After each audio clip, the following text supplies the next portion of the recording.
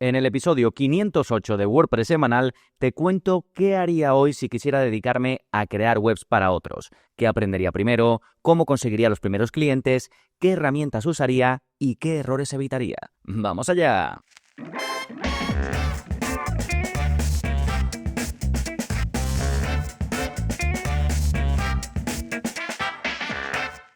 Hola, bienvenidos al episodio 508 de WordPress Semanal, el podcast en el que aprendes a crear y gestionar tus propias webs con WordPress en profundidad. Este es la continuación del episodio 507, pero con un enfoque distinto. Aquí no hablamos de tu proyecto personal, que es un poco lo que expliqué en ese episodio, qué haría yo si empezara de nuevo para crear la web de mi proyecto, de mi negocio, lo que fuera, pero digamos para mí. Y aquí hablamos de un enfoque profesional, es decir, si yo quisiera tomar el camino de dedicarme a crear webs para otros, llámalo como quieras, desarrollador, diseñador, implementador, pues tendría en cuenta lo que te voy a comentar a lo largo de este episodio. Pero antes de ello, novedades, ¿qué está pasando en gonzalonavarro.es esta semana? Pues tenemos nuevo vídeo de la zona código y en él te enseño a añadir una columna. Cuando tú te vas al administrador de tu web, te vas a la parte de entradas y las ves todas, ¿no? La ves ahí como una tabla con sus columnas y demás, te pone la fecha, la categoría, el título. Pues te enseño a añadir una columna nueva que se llama última modificación.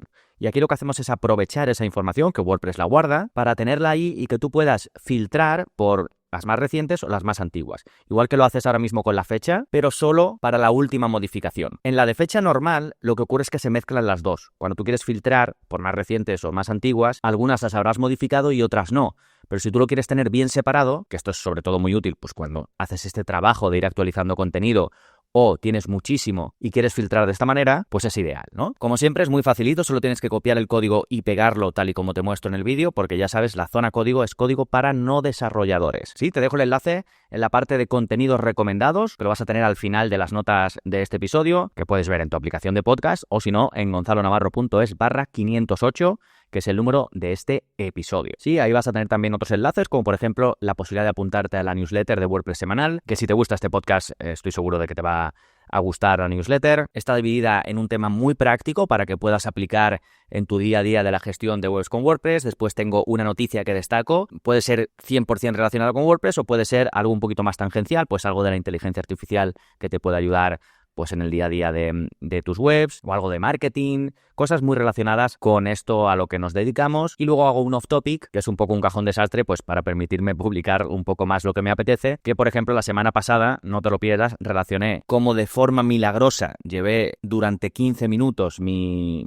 portátil en el techo del coche sin que se cayera hasta llegar a mi garaje. Pues lo relacioné con la importancia de hacer copias de seguridad antes de cada gran cambio o cada actualización que quieras hacer en tu web con WordPress. Si te apuntas a la newsletter, como ya lo envié, si quieres esta edición, escríbeme después de apuntarte y te la envío. De nuevo, lo tienes en las notas del episodio o en gonzalonavarro.es/lista. Venga, una vez vistas las novedades, vámonos ahora con el plugin de la semana que se llama HTTP Request Manager. Este plugin, que en su traducción sería gestor de peticiones HTTP, pues te permite ver y bloquear las peticiones precisamente de HTTP que hace tu WordPress. ¿Para qué es útil esto? Que puede sonar un poco técnico, pues para detectar qué plugins ralentizan el admin con llamadas externas innecesarias. Pero no solo detectarlas, sino que además puedes bloquearlas, puedes decidir cuándo se carguen. En fin, tienes bastante control. Esto ya depende si eres más o menos técnico, pero digamos que esto te lo facilita y mucho.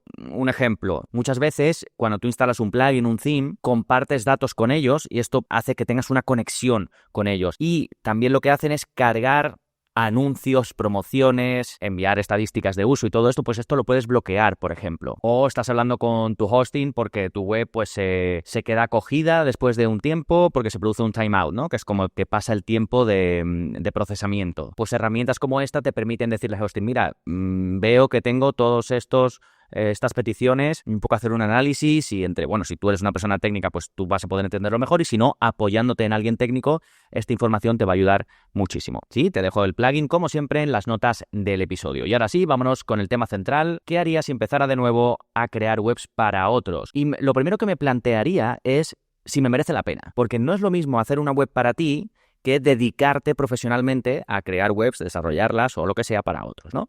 Entonces, cuando tú haces tu web, simplemente tienes que pensar pues en la estructura, el diseño, digamos la parte técnica pura y dura de hacer una web. Pero cuando trabajas para clientes, casi que no es lo que más pesa esto, la parte técnica, sino que aquí ya entra en juego la comunicación, las expectativas, la creación de marcos de trabajo, saber o no poner límites. Entonces aquí piensa, si te gusta resolver problemas y se te da bien o estás cómodo tratando con personas, tener varios proyectos a la vez, pues entonces sí, te va a encajar. Pero si simplemente te gusta diseñar webs bonitas, entre comillas, ¿no? Pues puede que te frustres. Entonces, antes de invertir tiempo en formarte, pregúntate de forma honesta, me veo enviando emails, me veo haciendo presupuestos, me veo explicando cosas que para ti son obvias o simplemente revisando detalles que el cliente pues no es capaz de ver, porque no sé qué porcentaje, pero esto es un porcentaje muy alto del trabajo con clientes, ¿eh? Yo diría que la mitad o más del trabajo es esto, ¿sí? Bueno, suponiendo que dices, venga, voy para adelante, esto me gusta, estoy cómodo con ello y al final pues ningún trabajo es perfecto, vámonos con el camino. ¿Qué aprendería yo y qué dejaría para más adelante o simplemente obviaría? Bueno, primero, no empieces por código ni por herramientas avanzadas, sino como ya dije en el episodio anterior, lo más importante es entender WordPress a fondo. Cómo se instala, por supuesto, sus ajustes, su configuración, todo lo que tiene que ver con roles de usuario, los distintos tipos de contenido, cómo se crean, cuándo viene bien tener contenidos personalizados y cuándo no. Dominar WordPress, vamos. Y su ecosistema, por supuesto. Todo tienes que saber manejarte bien con hostings, con dominios, que si cambiar las DNS. Esto es importante en este trabajo, ¿no? Después, lo que yo haría es dominar un tema de WordPress, un theme y un editor, solo uno. Después conocer estos 10, 15 plugins que resuelven el 90% de los casos. También me centraría en aprender a organizar un proyecto, las fases que voy a entregar, los tiempos y, si tienes la posibilidad, practicaría a cómo comunicarte con alguien que no sabe nada de WordPress o que no sabe nada de páginas web. Esto para mí son los esenciales. Es cierto que algunos de ellos, hasta que no arranques, como esto de la comunicación, pues no lo vas a poder hacer de una forma, digamos, realista. Pero el resto sí. Y ya el tema de código, de WPO avanzado, de los custom post types, el desarrollo a medida, todo esto puede venir después. Pero primero necesitas saber entregar webs funcionales, a tiempo y sin historias, ¿sí? Esto, que parece obvio, no lo hace la gente. Yo también lo veo, además, en el día a día. Hay mucha gente que está en mi membresía que precisamente, pues, quiere aprender o incluso ya ha hecho sus primeros proyectos y lo que quiere es eso, dedicarse a hacer proyectos web. Y en muchos casos falta la base. Y sin la base, ya no lo digo por tu cliente, que digamos, si no tienes la base y tu cliente se da cuenta, pues imagínate, ¿no? Pero lo digo por ti, porque si no tienes la base, vas a abandonar. Te vas a acabar frustrando, te va a ser todo mucho más difícil, un esfuerzo que si tuvieses esta base pues no lo tendrías. Entonces piensa que estás invirtiendo en ti, ¿sí? Bueno, esto en cuanto al aprendizaje, la formación, ¿en qué pondría foco? Después, el stack tecnológico mínimo viable. ¿Qué necesitas desde el punto de vista de herramientas y demás? Bueno, yo, como siempre, seguiría el principio de lo mínimo viable. Viable de verdad. Usar menos herramientas, pero dominarlas bien. Si yo empezara, por supuesto, hosting. Elegiría uno que pueda recomendar sin miedo, que tenga buen soporte, que tenga staging, que tenga la tecnología actualizada, para WordPress, por supuesto. Y ya aquí, si quieres meterte en tener a los clientes tú hospedados por tu cuenta, pues entonces uno que tenga un plan que te permita revender. Yo no me metería con esto de primeras. Lo que puedes hacer al principio es elegir un hosting, primero que tú controles y que tengas comisión. Entonces, de afiliado me refiero. Entonces tú recomiendas el hosting a la persona, que lo contrate esa persona, que te dé acceso, pero esa persona paga su hosting aparte, ¿de acuerdo? No te recomiendo meterte de primeras en revender espacios de hosting porque puede ser técnicamente más complicado y el margen es bajito, necesitas volumen, entonces a lo mejor al principio no te merece la pena este quebradero de cabeza. ¿Sí? Esto por un lado, hosting. Ya he hablado en muchos episodios de esto. Por cierto, he creado un GPT personalizado que busca en todos mis episodios del podcast, entonces le puedes decir, por ejemplo, ¿qué hostings recomendaría Gonzalo? O ¿qué opinión tiene Gonzalo o en su podcast de WordPress semanal de Rayola? Yo que sé, cualquier hosting que se te ocurra. O ¿en qué episodios se ha hablado del SEO? O me acuerdo que en un episodio habló de un plugin de la semana que hacía esto y esto, pero no me acuerdo el nombre del plugin, qué episodio era y cómo se llamaba. ¿Sí? Yo lo estoy utilizando para mí mismo, he empezado a usarlo así, pero he creado una versión para que sea pública. Así que si lo quieres, en gonzalonavarro.es/gpt puedes solicitar el acceso y te lo mando. Seguimos con el stack mínimo viable. Ya hemos hablado de hosting. Otra cosa que necesitas es un theme. Uno, desde mi punto de vista, también tiraría por uno basado en bloques, es decir, en el editor nativo de WordPress, y me olvidaría 100% de themes multipropósito de estos de ThemeForest y demás. Muy ligado con esto del theme está el editor, es decir, la forma en la que maquetas los contenidos o construyes el diseño de tu web. Yo empezaría con el de WordPress y no utilizaría uno externo, pero si por lo que sea, pues tú tienes ya experiencia con uno externo y prefieres partir de ahí, pues adelante, te especializas en Elementor y lo dominas, pero apréndelo bien, ¿sí? Luego, plugins base. Ya te hablé en el anterior episodio de que en lugar de mirarlo como plugins, yo lo miraría como funcionalidades esenciales. Pues la seguridad, necesitas un buen plugin de seguridad o varios pequeñitos. El SEO, vas a necesitar un plugin de SEO para lidiar con el SEO on page, pero también para conectar pues tu Analytics, tu Search Console, etc. Rendimiento, seguramente necesites algo como mínimo para activar la caché y en otros casos para hacer optimizaciones del rendimiento de carga de los recursos. Vas a necesitar casi seguro un plugin de formularios, vas a necesitar algún sistema de copias de seguridad. Yo prefiero externalizarlo con paneles que te centralizan todo, las copias de seguridad, las actualizaciones y demás, como Manage WP o Modular DS, tienes cursos de ambos. Y especialízate, haz esa primera búsqueda de asegurarte que son, pues, si no el mejor de los mejores que hay, porque al final hay muchas buenas opciones, y especialízate en ellos. Recuerda que estamos viendo cómo empezar de cero. Con el tiempo irás viendo más opciones, irás aprendiendo a través de a lo mejor clientes que te lleguen que ya usan otras cosas, pero al principio tienes que hacerte fuerte con un set de herramientas fijas. Y por último, dentro de este stack mínimo viable, debes tener algo para la gestión. Al principio, seguramente no necesites ningún software de gestión de proyectos avanzado, pues yo qué sé, tipo Trello o alguno incluso más avanzado, salvo que empieces a trabajar pues con ayudantes o entres a formar parte del desarrollador de una empresa que ellos trabajan ya con Trello y quieren meterte a ti o algo así. Pero en principio, con que tengas tu cuenta de correo, a mí me encanta Gmail cómo gestiona esto, además tienes add-ons para pues añadir una especie de CRM y tener a tus clientes controlados. Con esto solo ya vas a tener prácticamente todo lo que necesitas si te lo montas por tu cuenta, digamos, una persona y demás. No tiene que ser nada complejo. Luego sí que alguna herramienta, por ejemplo, yo utilizo para hacerme una primera visión general de la estructura de la web, digamos que la pinto, y utilizo Excalibur, que es eso, es como una pizarra online y yo pues voy dibujando ahí todo y demás. De hecho, incluso lo uso para enviarle al cliente un vídeo rápido diciéndole, mira, esta va a ser la estructura de la web, de aquí de la página de inicio van a colgar estos contenidos, aquí haremos esto, esto y esto, ¿no? Pero ya está, no mucho más. De hecho, esto es prescindible. Lo puedes hacer tú con papel y lápiz y ya está. Venga, ya tenemos nuestro stack tecnológico, ya sabemos cómo aprender, qué tener en cuenta, qué no. Ahora, ¿cómo consigo esos primeros proyectos? A ver, el hecho de soy especialista en WordPress no va a hacer que nadie te contrate. Lo que lo va a hacer es que confíen o no en ti. Y claro, esto es lo complicado. Si no has hecho webs antes, si no te estás moviendo en el mundillo, ¿quién va a confiar en ti? Pues como todo, vas a tener que empezar por tu círculo cercano. Conocidos, contactos que ya tengas, pequeños negocios locales. Si tú empiezas a decir a la gente de tu entorno que te dedicas a hacer webs, pues ya es lo típico. Alguien te presenta a alguien y dice, pues mi amigo tal se dedica a hacer webs. Venga, pues pásame tu email y no sé qué. No, tienes que ser un poco echado para adelante en este sentido, ¿sí?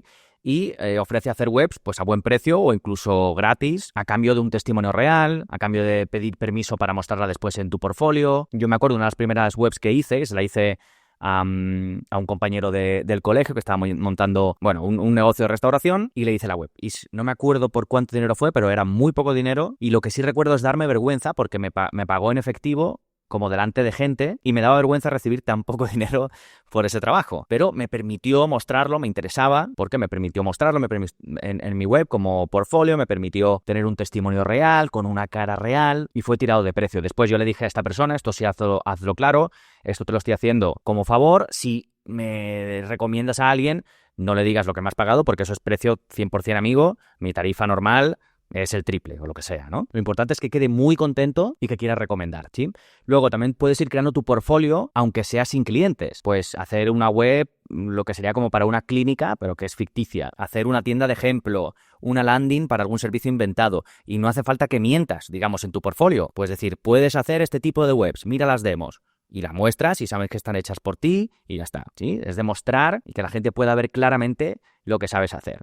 Y luego mi consejo es que te posiciones con algo concreto. Pues decir, hago webs con WordPress no te va a ayudar en nada y la persona pues ni lo va a leer. Pero hago webs para nutricionistas o creo tiendas online para marcas pequeñas, va a resonar muchísimo más con la persona que esté leyendo, digamos, tu landing o a la que tú se lo cuentes. ¿Sí? Venga, vamos con presupuestos y pricing, que esta es una de las primeras preguntas que hace la gente antes siquiera de tener clientes. Y yo aquí lo que haría es tener como unas reglas, porque al final siempre vas a pensar, podría haber cobrado más, creía que esto me iba a llevar menos tiempo pero me está llevando mucho, y esto la experiencia te va a ir permitiendo ajustar. Incluso con experiencia te vas a equivocar porque hay algunos proyectos que te van a llevar mucho más de lo que tú pensabas, te vas a encontrar con problemas, la comunicación con el cliente pues a lo mejor no va a ser la que tú esperabas, pero si sigues unas reglas te vas a equivocar menos. Entonces, antes de poner un número, puedes definir lo siguiente del proyecto. ¿Qué número de páginas se van a incluir? ¿Cuántas rondas de revisión vas a permitir? ¿Qué va a pasar con los textos e imágenes? Si vas a tener que crearlos tú o te los van a dar. ¿Qué funcionalidades extra va a tener la web? ¿Qué tipo de formación vas a tener que dar al cliente? ¿Y qué tipo de soporte post lanzamientos y cuánto tiempo vas a tener? ¿Sí? Y luego esto todo se desglosa. Si en funcionalidades extra una es la funcionalidad de tienda online, pues estamos hablando de otro gran bloque. Vale, tienda online. ¿Para productos físicos? Sí, venga. ¿Cuántos productos te voy a dejar creados para que tú después continúes? ¿Cuántas pasarelas de pago voy a tener que activar? ¿Sí? De todo esto vas desglosando hasta que te quede todo bien detallado. Y después no cobres solo por la web, así de forma genérica, sino piensa en tu tiempo, cuánto vale para ti tu tiempo, tu criterio, cuánto vale para ti tu criterio y lo que el cliente no sabe hacer. Si tú estás resolviendo algo que tú piensas que es muy sencillo porque ya tienes experiencia, porque lo has hecho antes, pero tu cliente no lo sabe hacer, pues simplemente te está pagando por tu conocimiento. Entonces todo esto debes tenerlo en cuenta. Errores típicos. Y piensa que aquí ya hemos pasado esa fase de pues empezar cobrando poquito para tener proyectos. Aquí ya estamos medianamente establecidos, ¿sí? Y una vez pasamos ese umbral, un error típico es cobrar demasiado poco por querer conseguir el proyecto. No cobrar las revisiones extra, que hay mucha gente que se aprovecha, que tiene mucha cara. Estar dando mantenimiento pues, para siempre cuando el cliente te dijo que no quería pagar por mantenimiento porque no, él ya lo iba a hacer todo, pero claro, oye, ¿esto cómo es? No sé qué. O que se quede en el aire, que no lo definas. Entonces, pon por escrito que entra y que no entra. Yo siempre tengo en mis presupuestos una parte. Todo lo que no esté especificado en el presupuesto no está incluido y se podrá presupuestar aparte. Y luego también no tengas miedo de decir si un cliente, esto es normal, un cliente dice, oye, vamos a hacer también esto y tal. No pasa nada, le dices, sin problema, esto se sale del presupuesto. Como ya tenemos un proyecto abierto, no te voy a cobrar mi hora habitual, pero lo vamos a dejar en este precio cerrado, por ejemplo, ¿sí? Y esto me lleva al siguiente punto, que es la gestión del cliente. Esto es una de las cosas que más problemas da en los proyectos web y es la comunicación. ¿Cómo se soluciona esto? Pues en lugar de echarle la culpa al cliente, vamos a hacer las cosas bien y a recaudar la mayor cantidad de información posible desde el inicio. Entonces, le preguntamos en un briefing inicial al cliente qué quieres conseguir. No solo qué web quiere ver, que eso está bien, dime webs de ejemplo, ¿no? Y te pasa webs así, sino que te explique qué es lo que quiere conseguir. Puedes preguntar por referencias de este cliente o muchas veces ya te va a venir, no, es que me ha dejado tirado el último desarrollador, tal, no sé qué, o he acabado mal con él. Esto a veces es una mala señal. Entonces, si te pregunta por el desarrollador, tú puedes contactarle y decir, oye, este cliente me está viniendo que... ¿Qué tal con él, tal? Luego puedes preguntarle qué tono quiere transmitir con la web. Pues más juvenil o lo mismo de los ejemplos. Muchas veces la gente no solo te va a mandar ejemplos de lo que le gusta desde el punto de vista del diseño, sino de lo que transmite esa marca o esa web. Y luego también preguntar lo que no le gusta. Incluso tú puedes hacer una búsqueda de webs muy parecidas o enfocadas a lo mismo a lo que quiere este cliente y le dices, mira, dime de aquí las que te gustan y las que no. Sí, así vas a estar un poco más en la línea del cliente, que al final es lo que tienes que hacer. Tú, por supuesto, les recomiendas y tal, pero al final aquí recuerda que estás haciendo un trabajo para otra persona. Hay algunos que se van a dejar aconsejar más, que lo van a querer y otros que no. Después, define bien las fases del proyecto y qué esperas del cliente en cada una. No sabes la cantidad de veces que se retrasan proyectos porque el cliente no entrega lo que tiene que entregar. Entonces, si tú sabes que vas a tener que recibir textos del cliente, imágenes, feedback, haz claramente unas fases. Primera fase, se abona o el 50% o como lo quieras hacer. Yo a veces lo hago, depende de la cantidad, lo hago en 3 pagos, hay veces que en 2. Una al inicio y otra al final, pero suele venir bien hacer una para la contratación, otra en una primera entrega y luego la última cuando ya se pasa directamente a producción y digamos la web queda visible 100%. Esto depende, si vas a hacer un proyecto grande pues tiene sentido, pero si vas a hacer unas modificaciones a algo que ya hay en una web existente pues no. Pero define las fases, ¿no? ¿Qué vas a a entregar en la primera fase, qué tiene que entregarte el cliente para que tú puedas completar la primera fase, cuándo se va a hacer el segundo pago y qué es lo que va a pasar en esa fase, que también lo mismo que necesitas, y ya pues hasta que no se abone el último, no lanzamos la web y demás, ¿no? Lo que sea. Pero defínelo bien y, por supuesto, poniendo límites. ¿Cuántas revisiones vas a hacer? ¿Cuándo se pueden pedir esas revisiones? ¿En qué plazos? Porque si no, muchas veces estás trabajando en algo y mientras tanto tu cliente está diciendo, yo esto no me gusta, esto no me gusta, esto no me gusta, o esto lo quiero cambiar, esto tal. Aquí ten tú el control. Muéstrale cuando necesites mostrarle para que te dé feedback, pero antes no, porque antes estás trabajando en ello. ¿Y cómo va a ser la comunicación? Hay veces que te va a interesar pues que haya comunicación telefónica, otra en las que solo quieras hacer por email o algún programa que tú tengas de comunicación. Hay veces que por WhatsApp. Lo que yo sí te recomiendo es tener un único canal. Por ejemplo, podéis hacer por email que hay algo que requiere llamada, pues llamáis o hacéis una videollamada o lo que sea y lo solucionáis. Pero que haya un único canal y que ahí quede todo el registro de todo lo que tú le vas mandando, él te va diciendo y demás. Si no es un lío total. Y con todo esto, si el cliente sabe pues que en 20 días le vas a pasar la primera propuesta siempre y cuando te haya mandado todo lo necesario, pues no está pensando, oye, ¿y por qué no me ha escrito todavía? Me debería haber escrito ya, tal, no sé qué. Si tú pones las fechas claras, pues el cliente ya lo sabe y no va a rellenar esa incertidumbre con sus expectativas. Y luego te recomiendo que cuando haya un problema, que lo va a haber, puede ser mayor o menor, falta de comunicación, lo que sea, te recomiendo que respondas rápido, con calma, por escrito y que cuentes hasta 10. ¿Vale? Muchas veces los clientes pues se juegan cosas que tú no sabes, están en un mal momento o lo que sea, y no te tomes nada personal, o al menos ese es mi consejo, porque la mayoría de veces si tú respondes con calma, lo explicas bien, pues el cliente te lo agradece, se baja el posible cabreo que pueda tener y se reconduce la situación. Siguiente punto, entrega y postventa. Al final entregar la web no es solo pasarle la URL al cliente, sino que va a incluir en la mayoría de ocasiones una pequeña formación, cómo puede acceder, cómo va a editar los contenidos básicos, qué no debería tocar. De hecho, puedes hacer una modificación de su rol para que vea unas cosas y otras no. Si lo haces, explícaselo, ¿vale? Y luego documenta todo lo que haga falta, los accesos, los plugins importantes, configuraciones especiales que hayas hecho. Puedes plantear aquí el mantenimiento, si no lo has hecho antes, como un servicio aparte. Pues le vas a dar actualizaciones, copias de seguridad, soporte básico para pues dudas que pueda tener. Si incluye hora de implementación, pues se lo puedes poner. Y esto suele venir muy bien, este servicio de mantenimiento aparte, porque ya te da un ingreso recurrente, te da una estabilidad y además evita que el cliente pues pueda destrozar la web por su cuenta, porque si al final tú vas a ser el que lo lleve más o menos, pues digamos que se asegura él y tú ese mantenimiento profesional de la web. Y luego, si no ofreces mantenimiento, déjalo claro, ¿vale? Que sepa que a partir de la entrega la responsabilidad es suya. Pero como tú se lo has dejado todo muy bien explicado, si en algún momento quiere que otra persona le lleve el mantenimiento, pues que le pase toda la explicación que tú le has dado a esa persona y que se lo empiece a llevar, ¿de acuerdo? Yo creo que esto debe ser así, no debes obligar a que esa persona se ate a ti, esto lo hacen mucho algunas agencias, algunos profesionales, no tienen nada de malo si tú lo explicas de primeras, es mira, yo te voy a hacer una web baratísima, pero luego tienes que quedarte conmigo con el mantenimiento, te la voy a llevar yo, incluso te la voy a hospedar yo. Esto se hace muchísimo. Se puede hacer, no es mi línea de negocio, pero es también un camino, ¿sí? Aprovecho en esta sección para recomendarte el curso de entrega de webs a clientes. Aquí vemos todo esto que te he comentado, de la entrega, de la postventa, qué tener en cuenta antes de la publicación final y cómo asegurarte de que todo está perfecto antes de una entrega y todas las fases que hay que seguir. De hecho, es un checklist que puedes descargar y puedes ir completando a lo largo del curso, ¿sí? Por último, vamos a terminar con errores que cometí en su día o que incluso puedo seguir cometiendo o que veo constantemente, porque al final, como me dedico a la formación para otros que quieren hacer esto también, pues también lo voy viendo, sobre todo a través del soporte y demás. Bueno, un error muy típico es aceptar proyectos sin tener claro el alcance. Esto me ha pasado, en algún caso me he visto un poco sobrepasado, no tanto por la parte técnica, sino por el tiempo que me podía dedicar, porque hay gente, sobre todo si son empresas más grandes, que muchas veces buscan pues prácticamente como si fuese un empleado. Entonces, yo no puedo dedicar 5 horas al día como si fuese una media jornada a un proyecto. Entonces esto me ha pasado y si bien estaba súper bien pagado, pues tuve que decir que no, porque no me daba, ¿no? Otro error común, no cobrar lo suficiente y resentirme después. Esto se soluciona mucho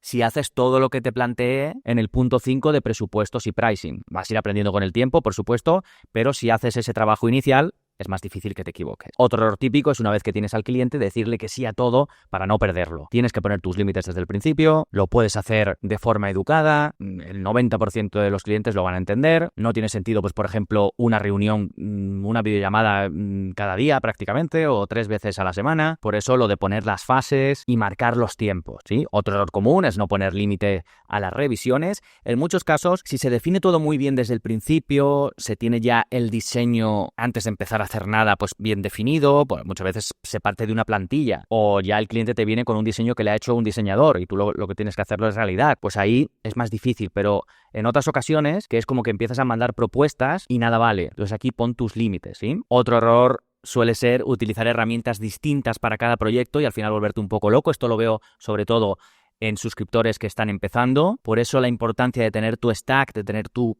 caja de herramientas y usarlas, sobre todo al principio, hasta que te empieces a establecer. Uno muy importante es no guardar plantillas, no guardar procesos ni documentación. Es muy habitual que empieces a hacer webs parecidas, sobre todo si te empiezas a meter en un nicho. Entonces, si guardas una lista de los plugins que has ido utilizando, de los procesos, he tenido este problema, cuando haga este tipo de web, este tipo de configuración, ten en cuenta esto, ten en cuenta lo otro. Esto te va a ayudar muchísimo en el futuro y te va a permitir hacer pues una web que el primer día te llevó 2 meses, a lo mejor la siguiente vez la haces en 10 días, porque puedes reaprovechar un montón de cosas. Sabes los fallos que has cometido, no los vas a cometer más. Entonces, ese proceso de ir guardando todo, si te quedas con algo de esta parte de errores, que sea con esta, ¿sí?